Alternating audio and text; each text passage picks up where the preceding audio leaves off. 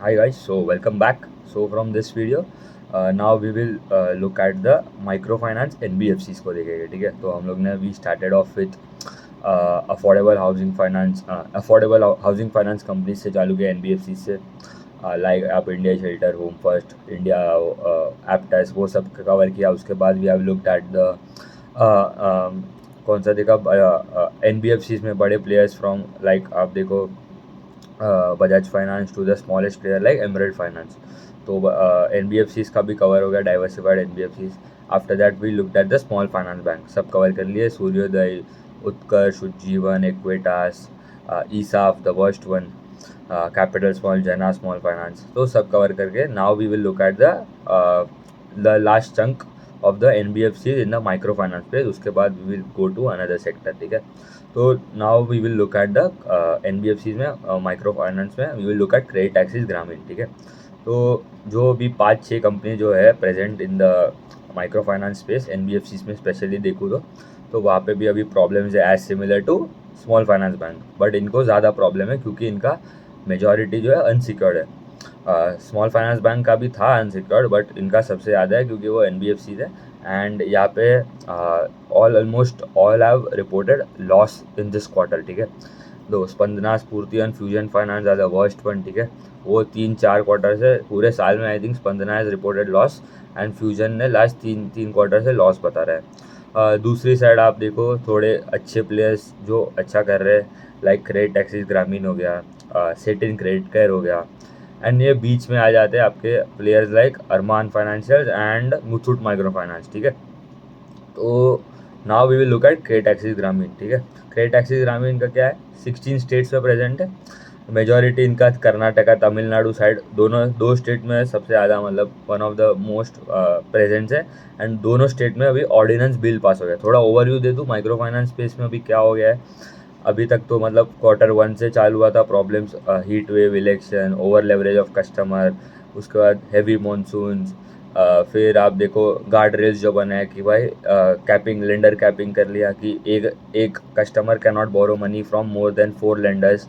And जो total amount जो customer indebtedness जो बोलते हैं, it should be less than 2 lakh. तो ये रूल्स बना दिए थे. उसके बाद अभी अप्रैल से ही और दो वो रूल्स जो है वो और स्ट्रिक्ट करके, जो लेंडर्स जो जहाँ से आप पैसा उठा रहे हो वो 4 से वो 3 कर दिया. ठीक है, but amount is 2 lakh only. तो ये और एक रूल नया बनाया था. बट नाउ लास्ट 2-3 क्वार्टर से सब कंपनीज का आप देखो, small finance bank, NBFC, micro finance NBFCs में भी द कलेक्शन एफिशिएंसी का नंबर इम्प्रूव हो रहा है ग्रेजुअली. एसेट क्वालिटी भी स्टेबलाइज हो रहा है, कंसोलिडेट हो रहा है, ख़राब नहीं हो रहा है. अभी हो रहा है थोड़ा का नहीं हो रहा है, but it is now somewhat stabilizing. उसके बाद आप देखो पार फ्लोज, जो स्लिपेजेस, पार एक्रीशन जो बोलते हैं, वो भी कम हो रहा है. मतलब नए लोन्स कितने ख़राब हो रहे हैं. ठीक है, मतलब जो टाइम पे पेमेंट नहीं आ रहे हैं वो लोन्स के, तो वो भी ग्रेजुअली कम हो रहे थे. ठीक है, तो नाउ इनका अगर देखूँ CA ग्रामीण का, इनका size, AUM size is around 26,000 crore. AUM growth was -3%. ठीक है, ये पूरे साल का अगर देखूँ तो इन्होंने डी ग्रो किया है 3%.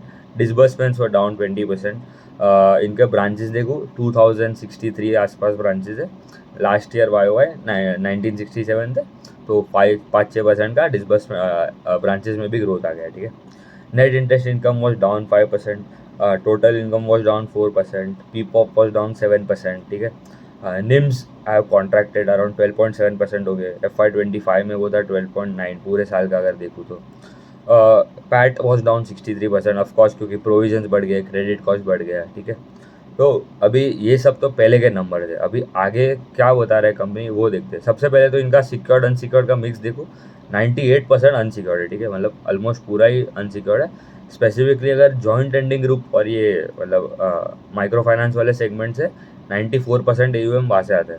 जो 6% वो रिटेल फाइनेंस, मतलब MSME हो गया, उनका लैब वाला सेगमेंट भी है, मॉर्गेज लोन्स, उसमें भी थोड़ा अनसिक्योर्ड है, उसमें भी थोड़ा सिक्योर्ड है. ठीक है, तो 6% रिटेल फाइनेंस है. टॉप स्टेट्स में as we spoke, Karnataka around 30% वहाँ से आता है, महाराष्ट्र में 22%, तमिलनाडु 20%. ये 3 स्टेट है, मेजॉरिटी 60% के आसपास, तो यहाँ से ही आ जाता है. अभी उनका अगर देखूँ तो कंपनी ने क्या बोला, क्यों अच्छा अभी कंपनी में क्या इंप्रूवमेंट आ रहा है. लास्ट क्वार्टर में भी, Q3 आई थिंक अगर इनको कर्नाटका में इतना प्रॉब्लम हुआ नहीं होता, क्योंकि इनका मतलब जो ऑर्डिनेंस बिल जो पास हुआ है वहाँ पे इनका सबसे ज़्यादा AUM वहाँ से आता है, 30% AUM वहाँ से आता है। तो Q3 में उनका कॉन कॉल भी आप सुनोगे, इट वॉज वेरी बुलिश, ठीक है। Q3 में उन्होंने बोल दिया कि बॉटम आउट हो गया and we are looking for growth, ठीक है, आगे जाके। बट अभी ये जो ऑर्डिनेंस बिल्ड हुआ जनवरी में, इसके वजह से इनको इनको इतना इम्पैक्ट तो होएगा, ठीक है, but not directly but indirect, क्योंकि दैट ऑर्डिनेंस बिल, अभी ऑर्डिनेंस बिल में क्या था, basically suicide cases in Karnataka were rising, ठीक है। तो मतलब ऑल क्योंकि ये तो पूरा अनसिक्योर्ड वाला सेगमेंट है, क्योंकि वो पेमेंट नहीं कर रहे थे, इसलिए वहाँ के गवर्नमेंट ने बोला कि आप ऐसे फोर्स नहीं कर सकते कस्टमर्स को टू पे द EMIs, ठीक है। तो वो जो रूल था that was only for the RBI के जो अनरजिस्टर्ड हो गए उसके लिए वैलिड था। तो ये सब तो वैलिड रजिस्टर्ड रेगुलेटेड एंटिटीज़ है, तो मतलब ये जो अनऑर्गेनाइज जो मनी लेंडर्स जो बोल सकते हैं उसके लिए वैलिड था वो रूल, तो ठीक है। तो थोड़ा इम्पैक्ट हुआ, बट इनडायरेक्टली इम्पैक्ट हुआ है, बट डायरेक्टली कोई इम्पैक्ट नहीं हुआ है। बट हाँ ठीक है, थोड़ा प्रॉब्लम तो होएगा ही सबको। अभी तमिलनाडु में भी वैसा ही हो रहा है। उनका गाइडेंस, ठीक है, फॉर FY26 क्या गाइडेंस दिया है, AUM to grow around 14 to 18%, ठीक है। अभी कितना डी ग्रो हो गया था, 3%। सब कंपनीज का अभी थोड़े ने तो गाइडेंस भी दिया नहीं है, थोड़े बोल रहे हैं कि Q1 में गाइडेंस देंगे। तो इनका अगर देखो तो इट वॉज गुड गाइडेंस, ठीक ठाक गाइडेंस था एज पर ग्रोथ, ठीक है। NIMs to be around 12.6 to 12.8, तो मतलब निम्स उनका कॉन्ट्रैक्ट नहीं होगा, क्योंकि अभी रेपो रेट्स में भी कट आ रहे हैं, ठीक है। तो ये एक अच्छा बेनिफिट मिल रहा है सबको कि अभी इतना प्रॉब्लम्स हो गए, उनका जो यील्ड जो होता है, the rate at which they lend to the customer, वो ड्रॉप हो रहा था। तो इसके वजह से उनका जो निम्स था आगे, क्योंकि कॉस्ट ऑफ बोरिंग अगर उतना ही रहता तो निम आपका जो स्प्रेड निम्स जो बोलना है वो कम हो जाता। बट अभी जो रेपो रेट से कट है, तो इसलिए कॉस्ट ऑफ बोरिंग भी आगे जाके थोड़ा कम आ जाएगा, इसलिए उनको थोड़ा उतना प्रॉब्लम नहीं हो रहा है निम्स में भी। Credit cost to be around 5.5 to 6%, ये तो आपको लगेगा बहुत ज़्यादा है, बट क्योंकि इनका पूरा अनसिक्योर्ड है इसलिए ज़्यादा ही रहता है। और ये जब अभी तो अराउंड सबका देखो 8, 9, 7, 8% का सेटिंग रेट करके 5% के आसपास का क्रेडिट कॉस्ट था। सबका अराउंड 5%, 6% के आसपास ही है सबका credit cost. Return on assets to be around 2.9 to 3.4%, अभी कितना था, 1.9% था FY25 में। ROE का नंबर अभी it was around 7.7%, guiding that it would become in FY26 around 11.8 to 13.3%। तो गाइडेंस ROE का नंबर अभी ऊपर जाने वाला है, ROE का नंबर ऊपर जा रहा है, क्रेडिट कॉस्ट का नंबर नीचे आ रहा है, AUM का ग्रोथ ग्रेजुअली आ रहा है, उतना नहीं आ रहा है बट हाँ आ रहा है। अगर मैं पूरा माइक्रो फाइनेंस स्पेस में देखूँ तो AUM in terms of growth mainly तो वही है, ठीक है। मेन तो ग्रोथ, एसेट क्वालिटी तो सबका थोड़ा सिमिलर ही रहेगा, है micro finance, I know that. But unsecured में अभी the worst one I think are ये फ्यूजन फाइनेंस हो गया एंड सेटिन का स्पंदना स्फूर्ति हो गया। ग्रोथ में अगर देखूँ तो इनका गाइडेंस इज अराउंड 14-18, अरमान ने कोई गाइडेंस नहीं दिया। मुथूट माइक्रो फाइनेंस ने गाइडेंस दिया है टू ग्रो बाय 5 to 10% के आसपास, तो इट इज़ वेरी लेस अगर देखो तो compare to these companies. Satin credit card ने भी कोई गाइडेंस नहीं दिया है, but they want to grow around I guess 10 to 15% के आसपास ही ग्रो करना है। एंड दूसरे ने कोई गाइडेंस नहीं दिया। स्पंदना स्फूर्ति ने गाइडेंस दिया है कि दे वुड ग्रो बाय 20%। अभी उनका AUM में 40% गायब हो गया, ठीक है। मतलब अगर 100 से it has come down to 60, तो अभी 60 से रिकवर होने में कम टाइम लगेगा, क्योंकि बेस भी छोटा हो गया, ठीक है। तो इनका सबका AUM has not D grown at 40-30%, ठीक है। तो वो एक उनको थोड़ा एडवांटेज मिलेगा, बट हाँ अभी वो गाइडेंस दिया, ठीक है। मतलब it if they deliver that is good. अभी डिलीवर होना चाहिए, एग्जीक्यूशन वो भी देखना पड़ेगा, क्योंकि उनका एसेट क्वालिटी भी बहुत ख़राब है। क्रेडिट को 1000 करोड़ का लॉस बता दिया उन्होंने ये क्वार्टर, ठीक है। ठीक है, coming to guidance of CreditAccess Grameen, दूसरा गाइडेंस है कि cost to income ratio to be around 32 to 34%। अभी सबका कॉस्ट टू इनकम रेशियो भी बढ़ गया था, क्यों, क्योंकि एक तो इनकम कम हो गया तो डिनोमिनेटर इफेक्ट भी प्ले करेगा, एंड कॉस्ट मतलब आपके ब्रांचेस तो आपको ओपन करने थे तो वो स्लो डाउन हो गया, बट हाँ ओपन तो किए ही हो गए, आपको सैलरीज देने एम्प्लॉयज़ को। फिर अभी इसमें क्या था कि जो भी कस्टमर्स जो भी उनके एम्प्लॉयज़ हो गए, एक टीम बनाया था फॉर आप देखो कलेक्शंस, एक डिसबर्समेंट्स के लिए टीम था, that was the only team that was responsible for the collection, मतलब जो लोन बांटने के लिए वही टीम उनका कलेक्ट करने के लिए भी, ईएमआईज कलेक्ट करने के लिए भी था। बट अभी इतना प्रेशर बढ़ गया है इनके ऊपर क्योंकि कस्टमर्स भी टाइम पे पेमेंट नहीं कर रहे थे, तो उन्होंने क्या किया, नए नए कलेक्शन ऑफिसर्स को हायर किया, ठीक है। तो एक टीम सेपरेट कर दिया, एक कलेक्शन के लिए एंड एक डिसबर्समेंट के लिए। तो वहाँ पे भी मतलब नए एम्प्लॉयज़ को हायर करना पड़ेगा, नए उनको ट्रेनिंग देना पड़ेगा, तो कॉस्ट बढ़ जाता है। तो cost to income one of the reason was that तो फॉर इंक्रीजिंग। अभी इम्प्रूवमेंट कहाँ आ रहा है दूसरी जगह, पार एक्रीशन, जो पार 15+ जो रेशियो होता है, पार होता है पोर्टफोलियो एट रिस्क।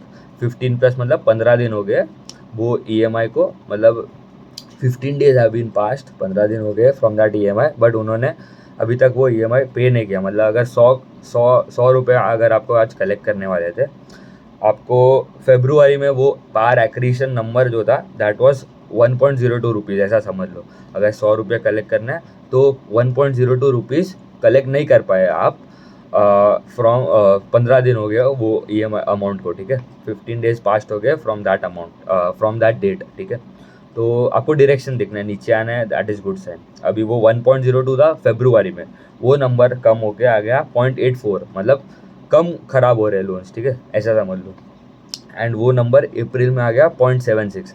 एंड अभी मार्च तक जब उनका कॉल हुआ था 12th या 13th में को, उन्होंने बोला है दैट टाइम तब तक नंबर था इट वाज अराउंड 0.12%। एंड अगर थोड़ा और अगर मल्टीप्लाई बाई 2 क्योंकि 15 दिन हुआ था, इट वुड बी अकाउंट 0.3%। तो डायरेक्शन इज गोइंग इन, कम हो रहा है, तो दैट इज गुड। तो मतलब PAR accretion is going down, all states का बोल रहा हूँ, ठीक है।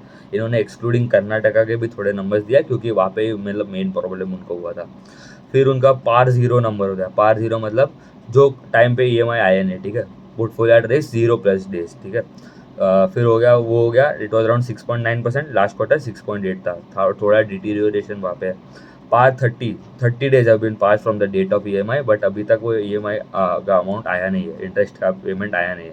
दैट वॉज कितना 5.5% था, लास्ट क्वार्टर 5.1 था, वो भी थोड़ा खराब हुआ है। पार 60 वॉज अराउंड 4.3% और इज 3.8 क्वार्टर ऑन क्वार्टर।